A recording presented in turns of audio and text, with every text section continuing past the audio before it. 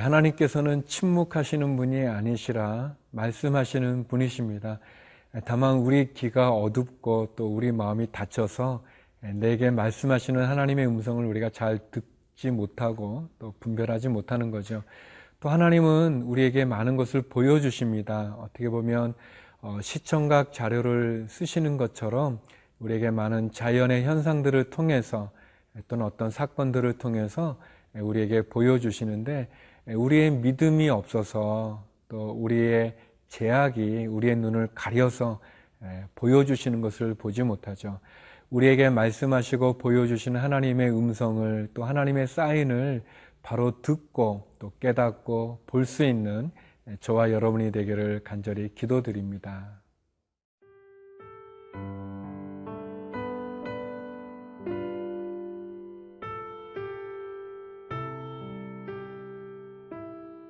마태복음 24장 29절에서 35절 말씀입니다.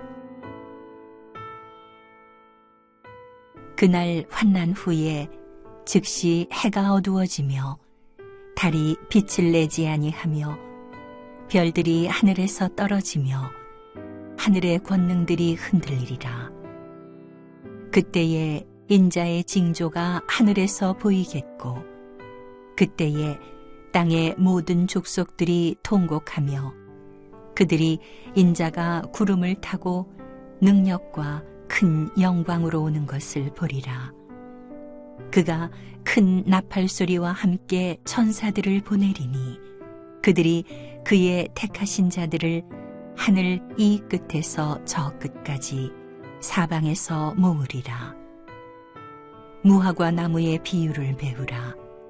그 가지가 연하여지고 잎사귀를 내면 여름이 가까운 줄을 아나니 이와 같이 너희도 이 모든 일을 보거든 인자가 가까이 곧 문 앞에 이른 줄 알라. 내가 진실로 너희에게 말하노니 이 세대가 지나가기 전에 이 일이 다 일어나리라. 천지는 없어질지언정 내 말은 없어지지 아니하리라. 마지막 날에 여러 가지 징조를 보여주시고 또 마지막 날에 일어날 일들을 예수님 말씀하시면서 특별히 하나님께서 막 진짜 어느 날 우리에게 아무 말씀도 없이 그냥 갑자기 들이닥친다고 이야기하지 않으십니다. 물론 우리가 정확한 그 날과 그 때는 알 수 없지만 하나님, 우리가 믿음의 눈으로 바라본다면, 우리의 마음을 열고 귀를 기울인다면 충분히 하나님 보여주시고 또 우리가 들을 수 있다고 이야기해 주십니다. 오늘 말씀 30절 말씀인데요. 그때에 인자의 징조가 하늘에서 보이겠고 그때 땅의 모든 족속들이 통곡하며 그들이 인자가 구름을 타고 능력과 큰 영광으로 오는 것을 보리라. 예수님께서 마지막 때에 징조가 있다, 사인이 있다라고 말씀해 주십니다. 어느 날 갑자기 우리에게 주께서 오시겠지만 그러나 주님께서는 우리가 깨달아 알 수 있는 많은 징조들을 보여주기 때문에 준비하라고, 대비하라고 말씀해 주시는 거죠. 또 여기 31절에 보면은 또 큰 나팔 소리와 함께 주님이 구름 가운데 영광 가운데 임재하는데 하늘 이 끝에서 저 끝까지 천사가 하나님의 사람들을 모은다고 얘기했습니다. 저는 이 두 말씀 구절을 통해서 두 가지를 나누고 싶습니다. 한 가지는 하나님 먼저 사인을 주신다는 거예요.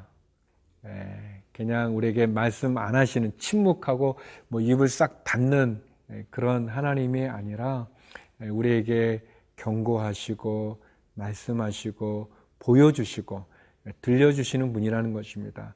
그래서 우리가 마음을 열고 하나님 앞에 겸손히 엎드리면 하나님의 음성을 들을 수 있고 하나님 내게 보여주시는 것을 볼 수 있습니다. 그것이 주일날 목사님 설교 중에 우리가 들을 수도 있고요. 또 그냥 이 자연의 어떤 한 상황을 보고도 우리가 깨달을 수도 있고요. 다른 사람에게 의미 없는 사건이지만 나에게는 의미 있는 사건인 것. 신문에 난 기사가 그냥 일반적인 그 사회에 일어나는 일들에 대한 그런 기사일지 모르지만, 그러나 그 한 기사가, 또 한 사진이, 한 장면이 내게 하나님 주시는 사인일 수 있습니다. 하나님은 우리들에게 말씀하시는 분이시죠. 또 두 번째, 여기 보니까 하나님께서 천사들을 보내서 택하신 자들을 하늘 이 끝에서 저 끝까지 사방에서 모은다고 그랬잖아요. 종종 우리가 예수님이 오셨는데 그것을 모르면 어떡하지? 또 예수님 오셨는데 혹시 나를 놓치면 어떡하지? 실수해서 나를 빠뜨리면 어떡하지? 그런 거 걱정하는 분들이 가끔 있는데요. 이 말씀에 보면 그런 걱정 안 해도 된다는 거예요. 하나님께서 택하신 자들, 하나님의 사람들을 천사들이 이 끝에서 저 끝까지, 그러니까 놓치거나 빠뜨리거나 잊어버리지 않고 다 부르신다고 말씀하십니다. 그러므로 안심하고, 도리어 내 믿음이 하나님 안에 온전한 믿음인가, 하나님이 내게 보여주시는 사인들, 징조들, 음성들 내가 잘 구별하여 듣는가, 보는가, 내가 깨닫는가, 그리고 내 신앙 삶 속에 적용해서 내 믿음이 부끄럽지 않은 신앙이신가, 주님이 언제 오더라도 내가 부끄럽지 않은 그런 믿음을 갖고 있는가를 점검하는 것이 더 중요한 것 같습니다. 심판의 주로 주님이 다시 오시죠. 처음 주님이 오셨을 때는 아기 예수, 이 세상을 구원하는 구원자 예수 그리스도, 십자가의 죽음으로 구원을 이루실 왕으로 오셨지만, 두 번째 주님이 다시 재림할 때는 영광 가운데 심판의 주로 오십니다. 깨어 기도하시고 온전한 믿음 가운데 주님을 맞이하는 저와 여러분 되기를 기도드립니다.